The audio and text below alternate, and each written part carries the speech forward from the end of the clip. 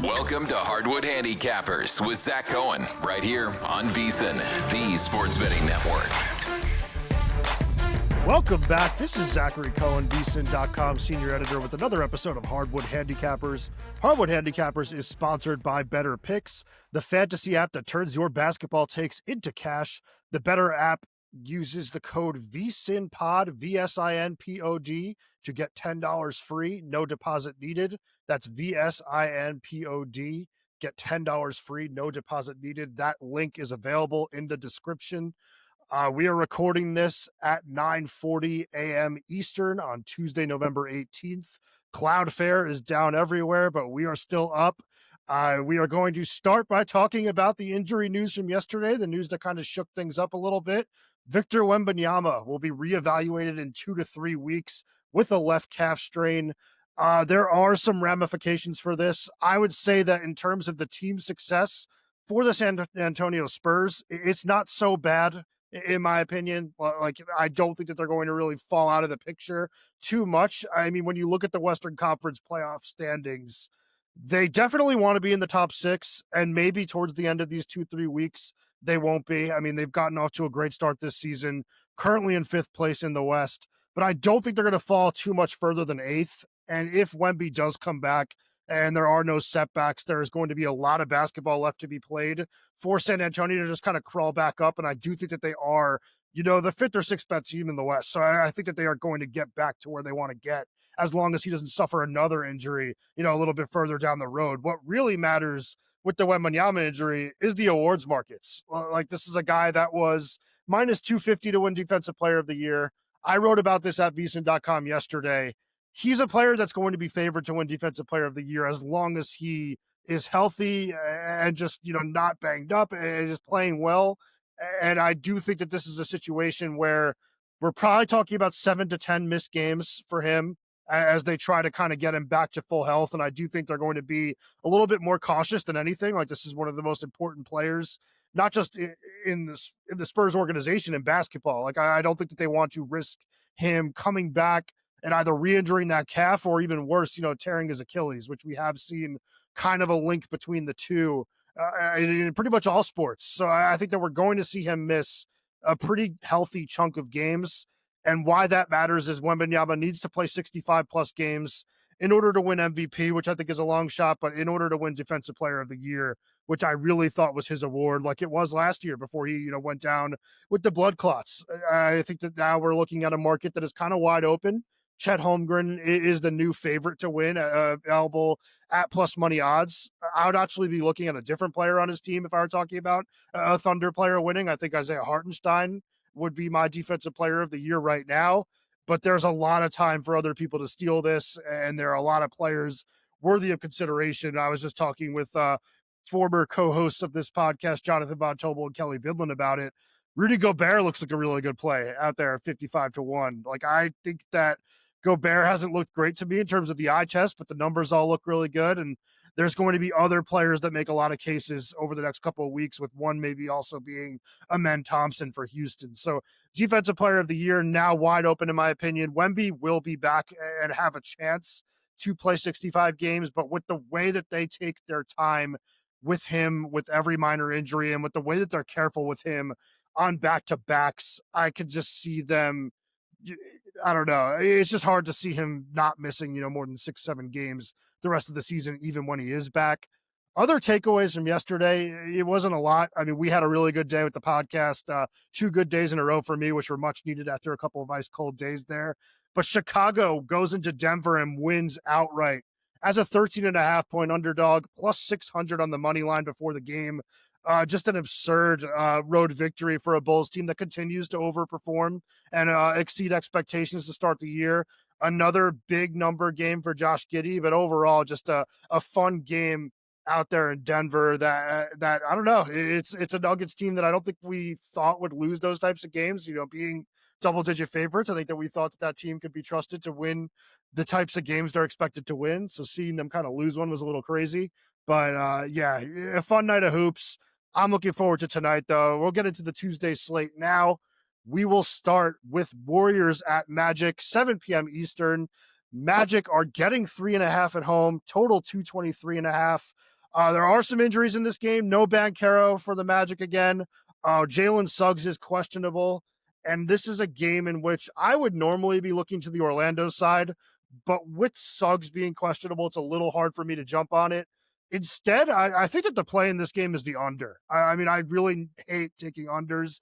I do it. I just kind of close my eyes and hope for the best. I can't even watch them. It's just too hard in the modern NBA where so many threes are going up. But I do think that no Banchero for the Magic hurts them offensively and probably helps them defensively. I mean, you're just throwing in a few more players that can defend. There's more minutes for guys like Jonathan Isaac, an elite defender out there. And Franz Wagner becomes kind of the number one option where he's been able to do it, but he definitely needs a little bit of help offensively. And I'll say the Warriors are 7th in the league in defensive rating this year. Magic are 12th, but also 7th over the last 5 games. And like I said last episode, they are starting to perform a little bit more like what we've seen over the last 2 years, which was a top 5 defense. So I think this is a matchup between two of the elite defenses in the NBA. I don't think either one of these teams plays, particularly fast. Both teams like either 15th or worse in pace of play. And then the unders 5-2 in the last 7 Magic home games. And since the start of last season, the under is 7-3 when the Magic are home underdogs of 6 or fewer. So I think under 223.5 is the way to go in this game, but I wouldn't go too big on it. I'll play it for a single unit. Moving on, Boston Celtics at Brooklyn Nets. Celtics 10.5 point favorites, total 223.5 again. This game is at 7:30 p.m. Eastern. Nets actually coming off a 23-point win over the Wizards in what was, one of the few toilet bowls we'll see this season. Two teams that are very much in play in the Darren Peterson, AJ DeBonsa, Cam Boozer mix atop the 2026 NBA draft lottery. But it was a game Brooklyn won. Now 2-0-1 against the spread in their last 3 games. Meanwhile, Boston is 3-6 against the spread in their last 9. I would actually lean Nets here, getting the points. I just think it's a lot of points for a Nets team that's actually played pretty well under Jordi Fernandez when playing against these offensive-minded, up-tempo teams. I mean, Brooklyn is 5-1 against the spread since the start of last season when playing against teams that averaged 93 or more shots per game. Also 4-2 straight up in those games. So they've really enjoyed playing against these teams that kind of play at warp speed, play with, a trigger-happy style. But my actual only play in this game will be Jordan Walsh over 12.5 points and rebounds, which is available at plus 105. Walsh has gone over the 12.5 points and rebounds mark in 5 of the last 7. A lot of that has to do with his rebounding. He's had 6+ rebounds in 6 straight games. Not exactly the most trustworthy scorer in the world. He's not a perimeter shooter, doesn't have much of a bag, as the kids would say, but he is a good transition player. He is a relentless offensive rebounder. And I think that, playing against a Nets team that can be a little bit careless in a game that, could be a little ugly, I just think that his tenacity will lead to a couple of ugly buckets. And I think this is a game where he kind of shows up on the stat sheet again. He's been one of, the early surprises for a Celtics team that is kind of throwing things at the wall and hoping they stick in rotation pieces. Obviously, no Jason Tatum. This team traded a lot of players over the offseason as well, hoping that some of those end of rotation pieces can become factors moving forward when Tatum does come back. Walsh is one of the ones, a draft pick from a few years ago, that is getting an opportunity, and I think he's going to play pretty well tonight. Last game, before we take a quick break to announce the VSiN newsletter, Pistons at Hawks, 7:30 p.m. Eastern. This is a game where the Pistons are laying 1.5 on the road. Total is 230.5. Mentioned it last episode as well. Hawks are 6-2 over the last 8 games. All games played without Trae Young. They are a top 5 team defensively without Young and a top 10 team offensively without him at the moment. Just a team that's playing very, very well. However, even with the 8-game sample size, Detroit's been better than them. I mean, Detroit's on a 10-game winning streak entering this one. I think the Pistons are a very, very difficult matchup for the Hawks when they are healthy. And I do think they're going to be healthy tonight. Cade Cunningham and Asar Thompson were both listed as questionable for last night's game against the Pacers. Both of them did not play in what was a blowout win for Detroit. I think that Detroit made the decision to hang those guys back and play them in the more difficult of the 2, back-to-back games. So I think we're going to see all of the bodies out there except for maybe Tobias Harris for the Pistons. And this is a Detroit team that is third in the league in defensive rating. I think that my question marks with Atlanta when Young is out is whether or not they can score efficiently offensively. So I think that the Pistons are going to do a pretty good job of limiting what the Hawks can get for themselves. I know Jalen Johnson is going to make some plays in this game. Like, that's just what he does. He's just such a special player as a big forward that can handle the ball. But outside of him, I think it's going to be tough for the Hawks to kind of create good looks. And I think it's going to be a close game late. And if Cade is out there, like, this is a game where I want to have Detroit because I just think that Cade is the best closer on either team. And I think that the Pistons find a way to get the job done. So Pistons money line for me in this game. That's out there at minus 105 if you search hard enough. And then, yeah, we'll get into the next game in a second. But anybody that's new to VSiN, I just wanted to say that signing up for our free daily newsletter is a great way to catch up on all things sports. Delivered straight to your inbox every morning, VSiN's newsletter offers picks, data, and strategies for the day's betting menu. Sign up for free now at vsin.com/newsletter and start receiving your free newsletter tomorrow morning. That's vsin.com/newsletter. Stay ahead of the game and bet smarter with VSiN. Let's now move into some of the later games. We will start with Grizzlies at Spurs at 8 p.m. Eastern.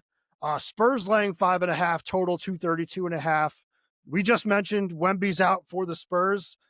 That's not it for San Antonio. They're also missing Stephon Castle, who's been, stellar to start this season as both an assist man, a point of attack defender, a scorer. Castle's made a leap in year 2, which is, scary considering he was the best rookie in year 1.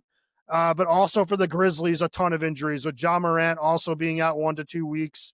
Ty Jerome still not back. Scottie Pippen Jr. still not back. I think the Grizzlies are really depleted in the backcourt right now. I don't really have a slow lean for this game when you're talking about sides and totals because there's so much uncertainty with the injury reports. The one thing that I have set in stone here is De'Aaron Fox over 7.5 assists at minus 125. With no Castle, there's just going to be a lot for Fox to do offensively, and he's going against a Grizzlies team that I think is terrible defensively right now. Fox over the last 2 games is averaging 10.5 assists per game, but even better than that, he's averaging 14 potential assists per game and 15 adjusted assists per game. So he's setting guys up for really good looks. Looks that NBA.com's tracking data believes that his teammates should be making. The 15 adjusted assists says that. Like, it says that these should have been assists in better situations. And I just think he's a guy that is thriving as a creator right now. And while things might be a little bit more difficult for him in terms of finding teammates buckets when Wembanyama's out, and that's a guy that can score 30 on any given night, I think that we saw really good performance from Fox last game against his former team, the Kings, and I thought he looked really good in the pick and roll with Luke Cornett, and I think we're going to see a little bit more of that tonight. So Cornett's also a player as well that if you're looking at some player props, I'm probably not going to add anything on him, but another player that maybe to flirt with, 10 plus points with no Wemby and maybe to flirt with a double-double, which you could probably get at plus money odds. Next game we'll talk about, one of the bigger ones of the night because of some storylines, but Jazz at Lakers, 10:30 p.m. Eastern. Lakers 12.5 point favorites, over under 237.5. LeBron James looks like he will be back for the Lakers tonight. He was upgraded to questionable yesterday. We saw he did a stint with the G League team with the South Bay Lakers, getting himself healthy, getting himself right.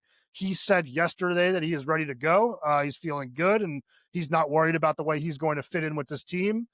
I'm a little bit worried about how he'll look early on. Like, I'm not worried about the long-term fit. LeBron said it himself. Like, he's a positionless player.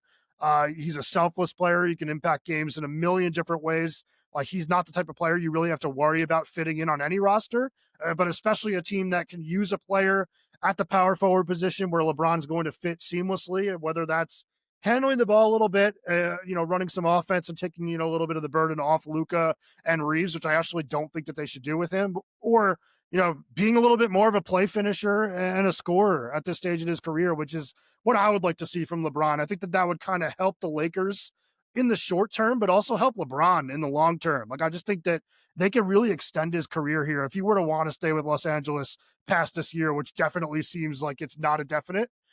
I know that there's been a lot of talk about them getting him, maybe back to Cleveland or somewhere else. but I do think that this is a situation that could be really good for him. Just letting Reeves and Luka do all of the hard work handling the ball and just kind of pick your spots and come and go, checking yourself in and out of games mentally as an offensive player. That might be able to extend his career a little bit. But as far as tonight goes, like I do think that it might be a little difficult for them to get him involved without sacrificing kind of the flow of the offense, which has been really good to start the year. So if I were taking anything in this game in terms of sides, I'd probably go Utah plus 12.5. I just think that that's a lot of points. This Jazz team has been very competitive this season. Also 59-54 against the spread as road underdogs under Will Hardy in general. And just not a team in general that you can, just expect to blow out. Like there is some real talent here with Utah. And I think that this is a game that has the potential to be pretty close if the Lakers don't look really good right out the gates. But the one play that I'm going to make here is Ace Bailey over 11.5 points, minus 105. And I'm going to sprinkle 15 plus at plus 200. It's a tough one. He just had 5 points in a game where he fouled out in 10 minutes. I had the over there as well. It was a perplexing, flabbergasting performance in what was a dream matchup against the Bulls team that plays at a rapid pace. And it was a game that ended up in overtimes featuring the teams combining to score 297 points. Yet we still did not see much from Bailey because he just got in foul trouble. But Bailey did have 12 plus points in 3 of the 4 games before that. He had 20 plus points in back-to-back games before that. I think this might be a buy low opportunity on a player that was clearly starting to find himself offensively before getting into foul trouble in that game. And I think that there are double-digit shot attempts for him if he's able to avoid the foul trouble this game. And this is a player that can score in a number of different ways. Like he's a very good shooter at his height of 6'9". He's got, some tremendous athleticism. So he can, kind of impact games as a transition player, as a finisher when he's cutting to the rim. I think that Utah is getting comfortable with the ways they want to use him off the ball. And I think that Bailey's working himself into better shape, which is something that Will Hardy has said needs to happen after a bit of a slow preseason. So I think that Bailey bounces back with 12 plus, and I think that 15 plus is worth a sprinkle at plus 200 odds. It's a really good payout. And I think that that's the way that I would take this game. So Bailey over on the points. And if you are desperate for a side, I'd go Jazz. And then the last game of the night, Suns at Blazers. This is a late game, 11 p.m. Eastern. This one's on national TV. The Blazers are laying 2.5. Totals 237.5. This is a game where I would like to say that the Phoenix Suns would bounce back. They blew an 18-point lead against the Hawks last game. They've been, a borderline top 10 team on both offensive and defense this year, but I will note that I'm wearing a Suns shirt. Maybe there's some bias bleeding through, but I'm actually not playing Phoenix in this game just because I do think that this is a game where, the Holiday is going to be out for the Blazers. It's a big loss. I do think Portland's backcourt is a little too depleted right now to afford a loss like this. But at the same time, Phoenix is also, not really healthy right now. Grayson Allen and Jalen Green both remain out for the Suns. And while the Suns have played a lot better basketball over the last couple of weeks, pretty much all of that has come at the Mortgage Matchup Center. The Suns have been a very, very good home team to start this year, but just 2-4, both straight up and against the spread on the road. I'm not sure that I trust them to go into a very difficult road environment. The Moda Center is a very tough place to win. It's been that way historically. And I just don't know if this young team that coming off a really bad loss, bounces back the way that you'd expect. I'd maybe look to some player props in this one. I don't have any right now. Maybe I'll have some up at VSiN.com a little bit later when you check out my stories. I will have one on both sides and totals over on the website at VSiN.com. And then I will also have some player props. And usually I do add a few. So maybe this is a game where I'll look to do that, but nothing for me there. Before recapping the best bets for this episode, let's just talk about better picks again. If you think you can read matchups, rotations, and usage, prove it on better picks. Pick more or less on player stat lines and turn your basketball analysis into real money. Right now, use code VSiNPod to get $10 free, no deposit required. Make 2 sharp picks and you could win up to 1,000 times your entry. It is live in 33 states. Download better and get in the game. All right, so let's recap the picks from today's episode. My Tuesday best bets are Warriors Magic under 223.5 at minus 105. Jordan Walsh over 12.5 points plus rebounds at plus 105. Pistons money line at minus 105. De'Aaron Fox over 7.5 assists at minus 125. Then Ace Bailey over 11.5 points at minus 105. That'll probably be a 1.5 unit play for me. And then Ace Bailey alternate points 15 plus at plus 200. That'll be a half unit play for me. Just a small taste of plus 200. I think there's a shot he gets there. So that's all for today's picks. Let's hope that we keep this good run going. And please join me on the Wednesday episode of Hardwood Handicappers. We will have a lot to get into. Good luck with your bets tonight.